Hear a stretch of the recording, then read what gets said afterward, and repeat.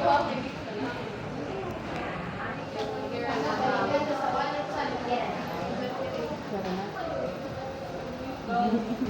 good morning everyone again. I am Miss Paula, and the topic that is assigned for me is the history as a science.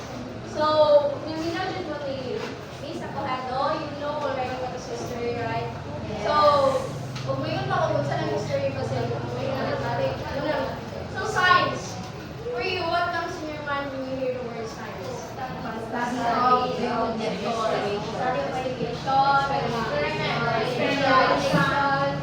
dagan ka diba sa science? Ngayon ka nga, study sa mga tao, mga body. Napo yung science study sa history. History is a science.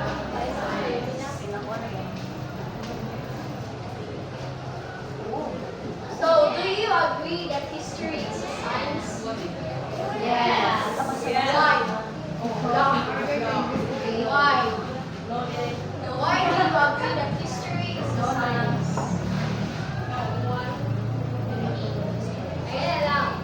To make it more productive for you. If mga ako, history, ako science, history science, or history lingkod, or science barog, asa mga siyempre. Yung mawahi o barog, yung pansin ko. Kaya, history, lingkod ra, o science barog. Okay? Ang mawahi o lingkod o barog, so yan ang pansin ko. Okay? History, lingkod. Yan, science barog. Okay? 1, 2, 3, go. Science! History! History!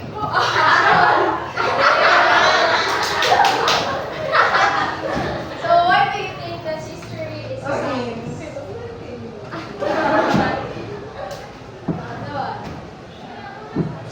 For you. Why do you think that history is a science?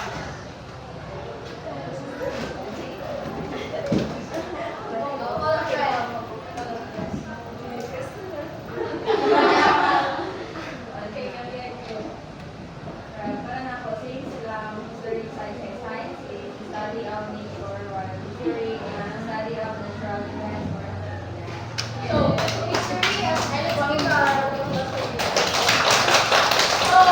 history is a science, kaya how will we be able to understand the history without even science or without even investigating? Hindi na po one na masabot. Kada na ito ang history or wala mga tao na magpasabot sa ito. Ano ba?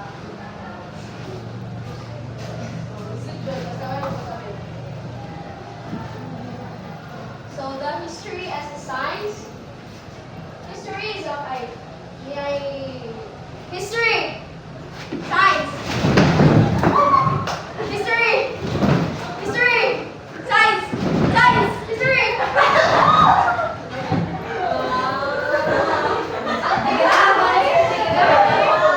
Okay, everyone please read. History. History is often regarded as a social science because it involves systematic inquiry and the use of evidence to understand human past events, patterns, and behaviors. See? Sabtan. So, di ba na to see is to believe. Ano na sa uban, pero at the history na to, di ba, meron, as ako ay gusto na meron at mga documentation, hindi na kayo. There's sa classroom na to. So, science, mo na nag-help na to para masabtan ang uban. Na hindi pa na masabtan din na kailangan din ba preserve your history, hindi mo dapat makuha. So, next is, there are some relationship history.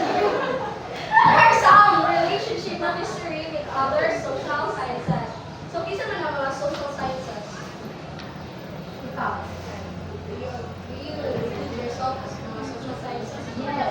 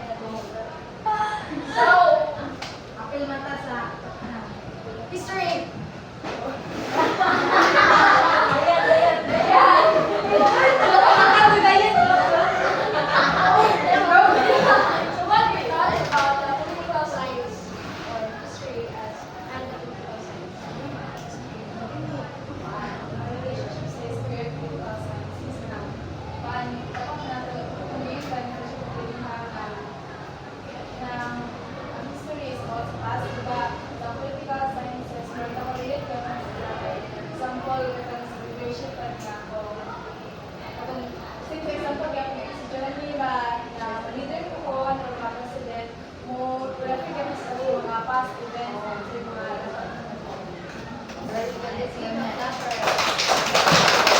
Una, history and political science. Ano sa mapasabot sa dagat sa atong gobyerno?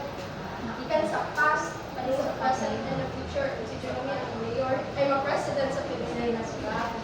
So, muna ang history and political science. Next is history and economics. Science!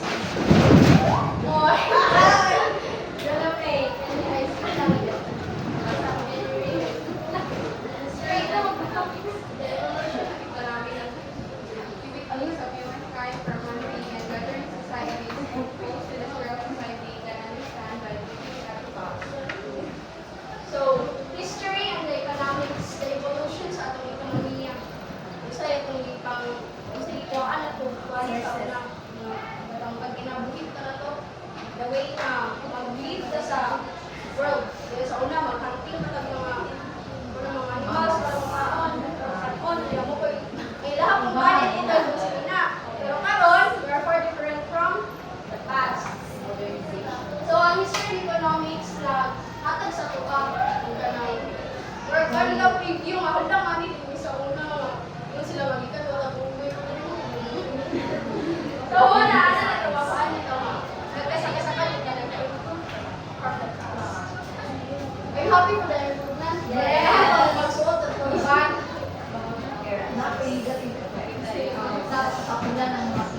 Next is the history and sociology. Science! Science! History! History! Science! History! Science!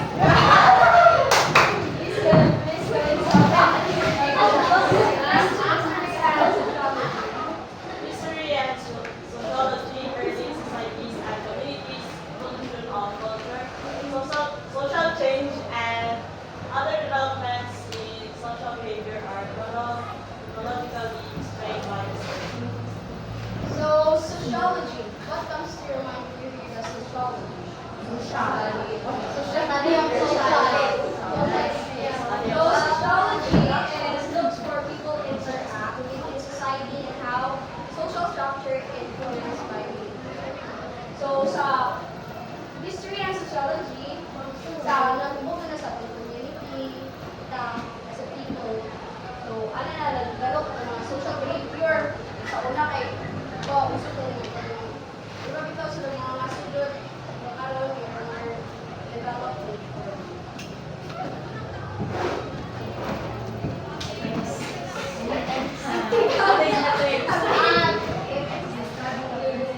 Ano eh, history and ethics. History! Kaya one time, si Rende ka nila history, the right to record mistakes committed and people and nations. Ethics. Ethics is more than the doctor. So ethics is the study of human action, right or wrong according to their intellect. So, sa history and ethics, ano na, gusto dito na ito mga, malalabuhat na yun sila. Hindi ka mag-judge ka tapos, kay masaktan mo na ito, kaya nung nabuhat mo na mga, nasa mga past na nato. Dito, dito, malinig ka ng prasa, masyalo, nagkal kayo yung kapatid, pa. So, na yung reason ka na. May reason ka na. Science!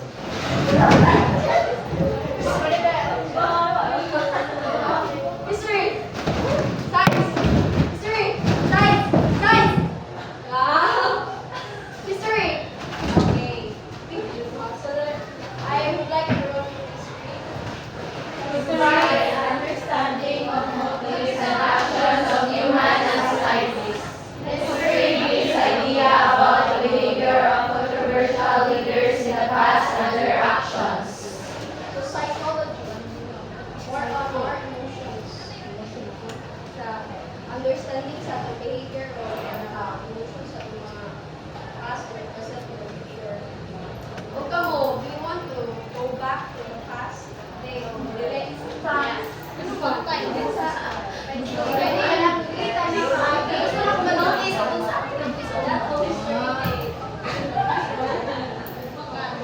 Next class is the history and geography. History.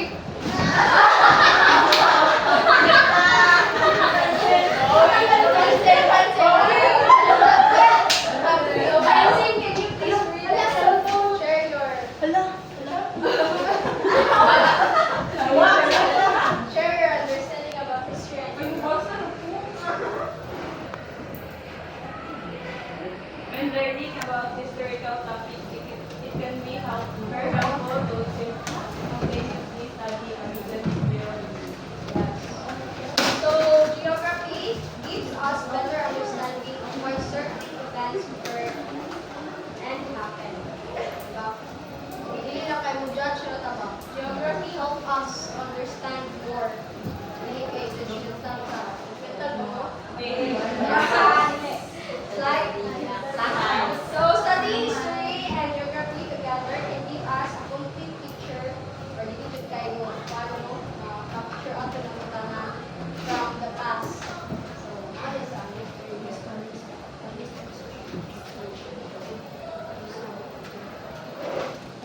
So, history is like a book that keeps track of all things that happened in the past. History is a big book. Oh, yes.